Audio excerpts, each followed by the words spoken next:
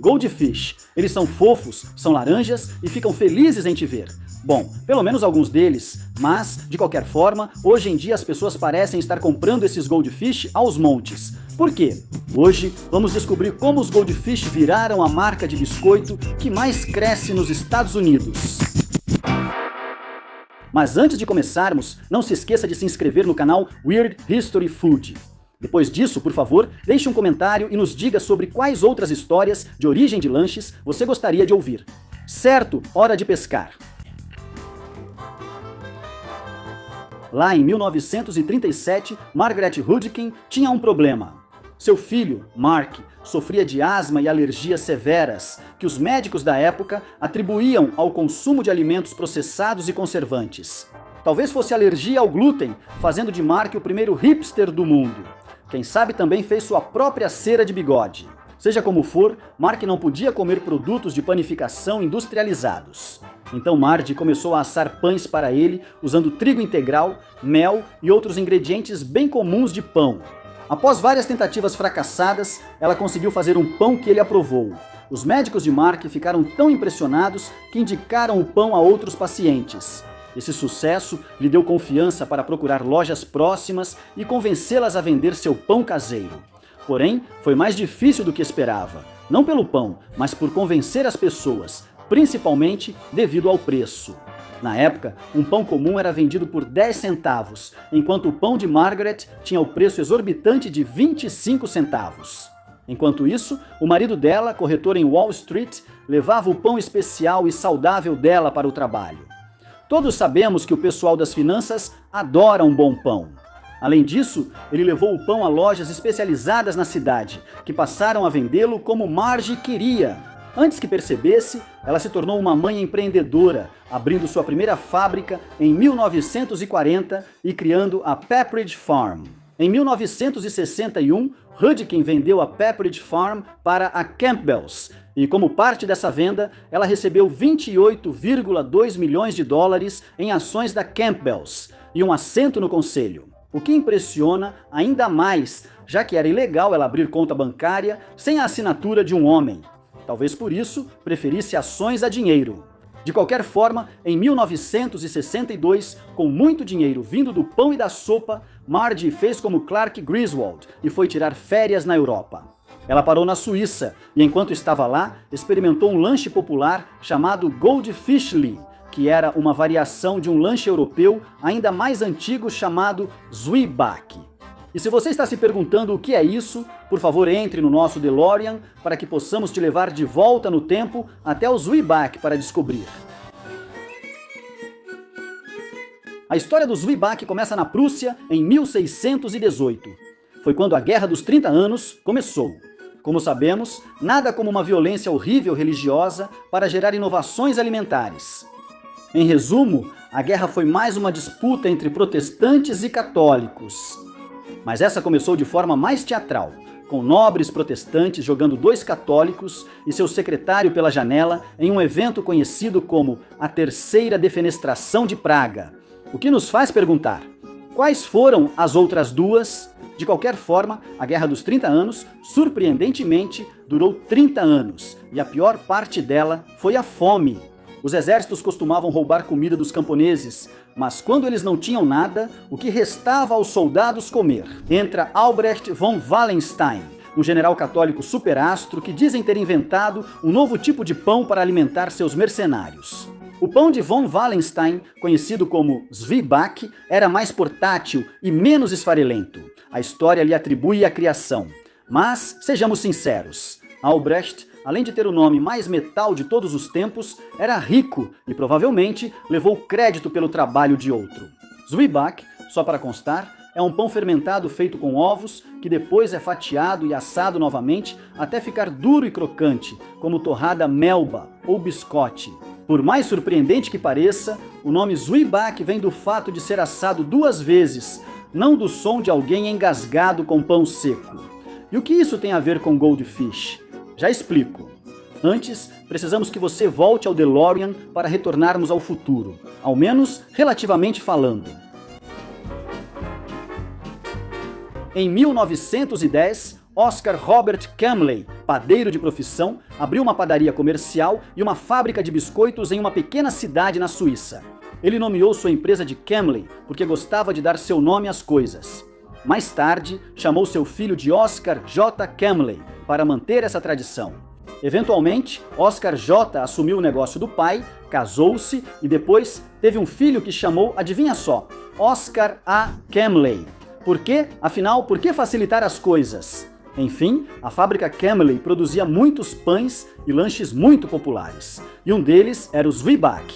Agora, não era mais só para soldados. Há muito, o Zwieback tornou-se um petisco doce e crocante, ideal com geleia e chá. A geleia, é claro, ia no Zwieback, não no chá.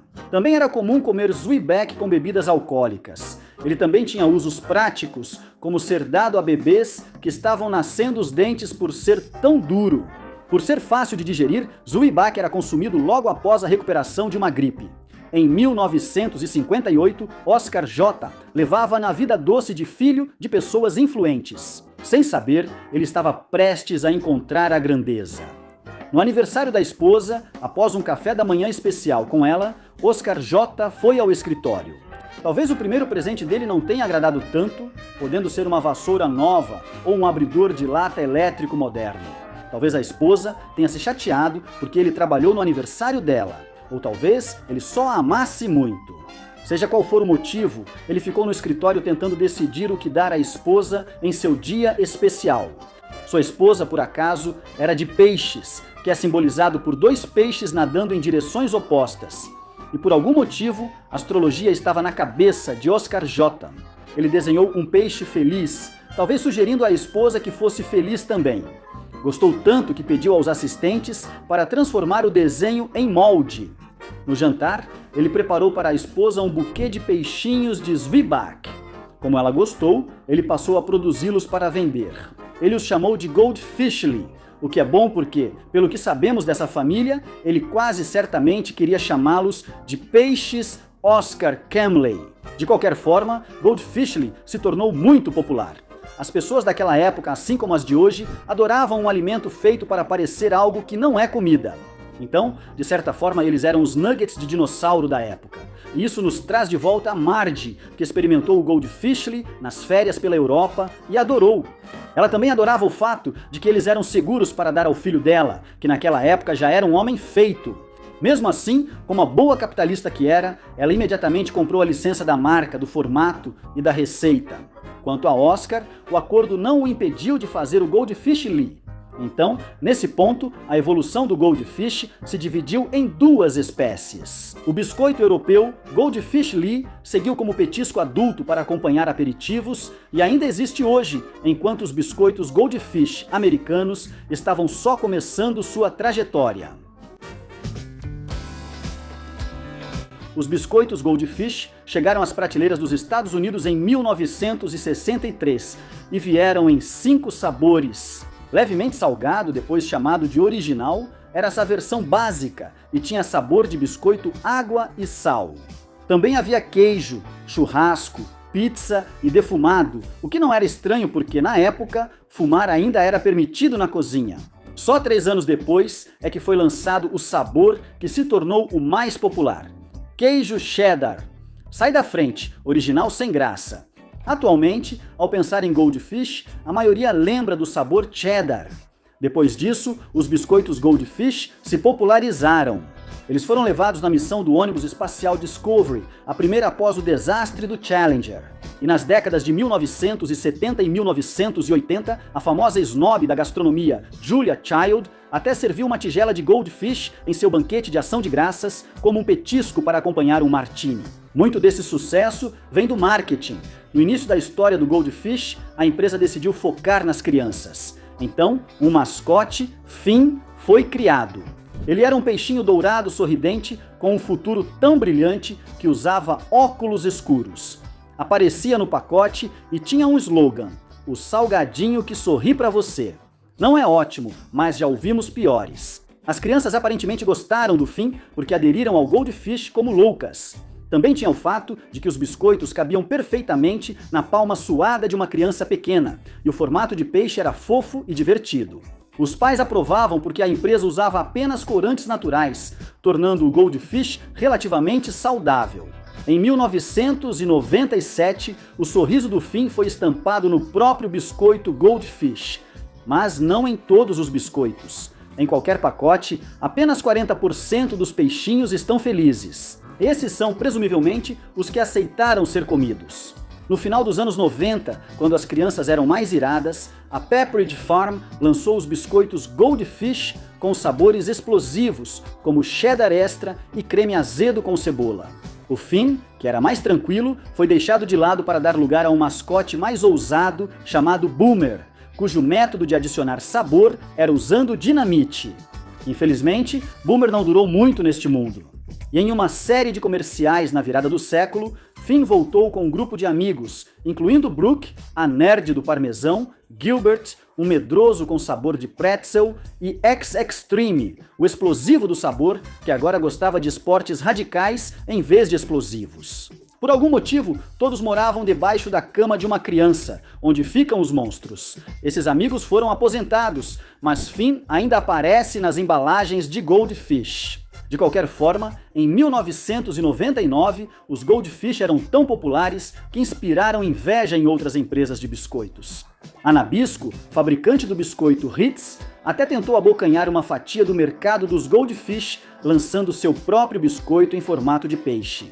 Veja, o que aconteceu foi que a Nabisco fez uma parceria com a Nickelodeon para uma otimização de marca. Na época, o principal sucesso da Nickelodeon era Cat Cat Dog, desenho sobre uma aberração biológica, um gato e um cachorro fundidos, levando crianças a se perguntar: como ele faz cocô? O Cat Cat Dog, lançado pela Nabisco, era um biscoito de peixe com sabor de queijo. A Pepperidge Farm não gostou e processou, vencendo a disputa. O fiasco ensinou a Nabisco uma lição dura sobre a diferença entre inventar e roubar. Até hoje, a Nabisco não oferece produtos em formato de peixe de nenhum tipo. Por outro lado, eles investem pesado nos ursos com os Teddy Grahams. E ursos comem peixe. Em 2020, no início da pandemia, executivos da Pepperidge Farm tentavam tirar o filtro de gato nas reuniões do Zoom e perceberam que o problema das crianças é que elas crescem. Quando crescem, não querem parecer bebês comendo Goldfish. Por isso, executivos decidiram que o biscoito precisava agir como adulto. Para isso, eles começaram a lançar sabores para pessoas que pagam impostos, como queijo parmesão, sabores para dietas médicas, como pretzel com grãos integrais, e para pais tristes e divorciados, como Flavor Blasted. Acrescente um toque de nacho. Em 2022, eles lançaram megabytes nos sabores cheddar forte e cheddar com jalapeno, talvez porque adultos tenham bocas maiores. Depois, uma parceria com o Frank's Red Hot lançou os Goldfish apimentados, pois adultos gostam de picante, mesmo pagando o preço depois. Depois, vieram os Goldfish sabor Old Bay. Sim, os Goldfish fizeram um crossover com um tempero feito para frutos do mar de verdade. E por que não? Mesmo que o sabor não agradasse aos adultos, a ironia certamente agradaria. Enfim, em 2024 eles mudaram temporariamente o nome dos Goldfish Crackers para Chilean Sea Bass Crackers, o que sim soa mais adulto, mas não faz muito sentido.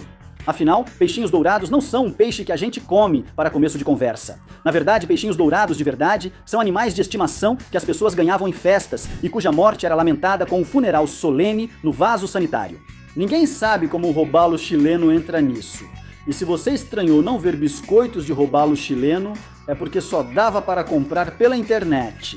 Nas lojas, o nome continuou o mesmo porque, por algum motivo, essa foi uma jogada de marketing que teve muito pouca, digamos, divulgação. Claro, focar nos adultos não significava que eles iam desistir do público infantil. Então, eles fizeram parcerias de marca com The Mandalorian, Toy Story e Mickey Mouse. As crianças adoravam comer seu lanche favorito, mesmo quando ele de repente parecia um Stormtrooper. É difícil dizer, pois são bem arredondados. Se você está se perguntando se a tentativa da Campbell de fazer os adultos comerem mais Goldfish funcionou, Bem, a Campbell agora fabrica 50 milhões de biscoitos, né? Goldfish por dia vende mais de 120 bilhões de Goldfish por ano e os adultos estão comendo metade disso. Isso não inclui quando pais com fome pegam os lanches dos filhos pequenos. Dos 5 sabores originais, churrasco e pizza ganharam novos perfis de sabor. Defumado? Bem, esse provavelmente é melhor deixar de lado. Mas o original ainda está disponível em lojas por toda parte. Agora, eles também vêm em 20 variedades diferentes. Alguns são inflados, outros crocantes. E há a edição limitada Snoopy Peppermint Cocoa Flavored Graham Cracker Goldfish. O ponto principal é que, mantendo os gatinhos e trazendo os adultos, as vendas de Goldfish aumentaram 33% desde 2021 e não mostram sinais de parar. Esse aumento tornou-os a marca de biscoitos salgados que mais cresce nos Estados Unidos. Parabéns, peixinhos! Qual o seu sabor favorito de Goldfish? Conte nos comentários. E aproveita para ver outros vídeos do Weird History Food.